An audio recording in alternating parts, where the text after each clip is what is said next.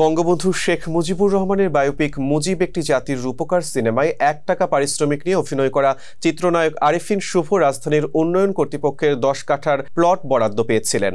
সংরক্ষিত কোটায় রাজুকে পূর্বাচল নতুন শহর প্রকল্প থেকে বরাদ্দ পাওয়া ওই প্লট বাতিলের সিদ্ধান্ত নিয়েছে কর্তৃপক্ষ।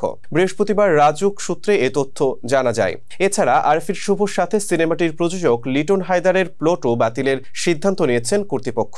রাজুক সূত্রে জানা গেছে, শেখ হাসিনা সরকারের বিভিন্ন সময়ে সংরক্ষিত কোটায় বরাদ্দ দেওয়া প্লট বাতিলের উদ্যোগ নেওয়া হয়েছে। তারই অংশ হিসেবে মুজিব একটি জাতির উপকার সিনেমা করে আলোচনায় আসা অভিনেতা আরেফিন শুভকে বরাদ্দ দেওয়া রাজুকের প্লটটি বাতিলের সিদ্ধান্ত নিয়েছে কর্তৃপক্ষ। তবে সাধারণ নিয়মে বরাদ্দ কোনো প্লট বাতিল হচ্ছে না। গত বছরের 27 নভেম্বর রাজুকের বোর্ড সভার সিদ্ধান্ত অনুযায়ী রাজুক পূর্বাচল নতুন শহর প্রকল্প থেকে সংরক্ষিত কোটায় প্লট বরাদ্দ পান অভিনেতা আরেফিন শুভ ও প্রযোজক লিটন হায়দার। এর মধ্যে শুভকে 10 কাঠা এবং প্রযোজককে একটি 3 কাঠার প্লট বরাদ্দ দেওয়া হয়।